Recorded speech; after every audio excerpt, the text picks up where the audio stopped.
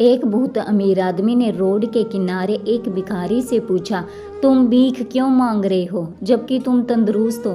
भिखारी ने जवाब दिया, मेरे पास महीनों से कोई काम नहीं है। अगर आप मुझे कोई नौकरी दे दे तो मैं अभी से भीख मांगना छोड़ दूं। अमीर आदमी मुस्कुराया और बोला, मैं तुम्हें कोई नौकरी तो नहीं दे सकता, लेकिन मेरे पास इससे भी अच्छा कुछ है। क्यों नहीं तुम मेरे बिजनेस पार्टनर बन जाओ। भिखारी को उसके कहे पर यकीन नहीं हुआ। रही है, क्या ऐसा मुमकिन है? हाँ, मेरे पास एक चावल का प्लांट है।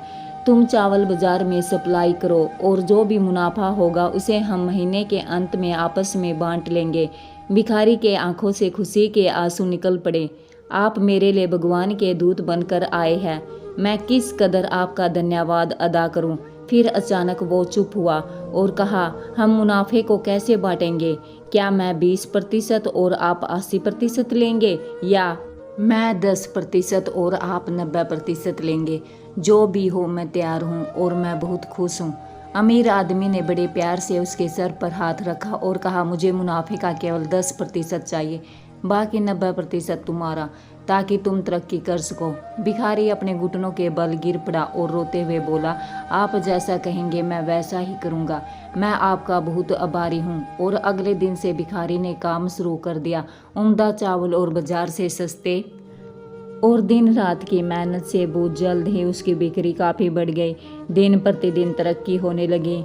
और फिर वो भी दिन आया जब मुनाफा बांटना था, और वो 10% भी अब उसे बहुत ज़्यादा लग रहा था। उतना उस भिखारी ने कभी सोचा भी नहीं था। अचानक एक शैतानी ख्याल उसके दिमाग में आया कि दिन रात मैंने मेहनत की है और उसने किया है सिवाय मुझे अवसर देने के।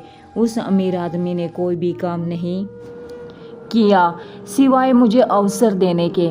मैं उसे ये 10% क्यों दूं? वो इसका हकदार बिल्कुल भी नहीं है।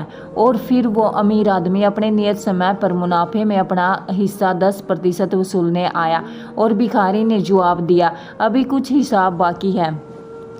मुझे यहाँ नुकसान हुआ है, लोगों से कर्ज की अदायगी बाकी है। ऐसी शक्लें बनाकर उस अमीर आदमी को हिस्सा देने को टालने लगा। अमीर आदमी ने कहा, मुझे पता है तुम्हें कितना मुनाफा हुआ है, फिर क्यों तुम मेरा हिस्सा देने से टाल रहे हो?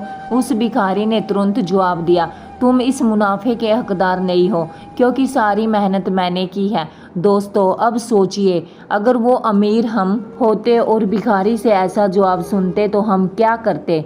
ठीक इसी तरह भगवान ने हमें जिंदगी दी, हाथ पैर आँख कान दिमाग दिया, समझ बूझ दी, बोलने को जुबान दी, जज्बात दिए। हमें याद रखना चाहिए कि दिन के 24 घंटों में 10% भगवान का हक है।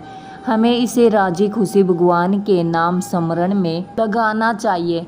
अपनी कमाई से 10% निकालकर अच्छे कार्यों में लगाना चाहिए, जिन्होंने हमें जिंदगी दी, सुख दिए, और भगवान का धन्यवाद करना चाहिए।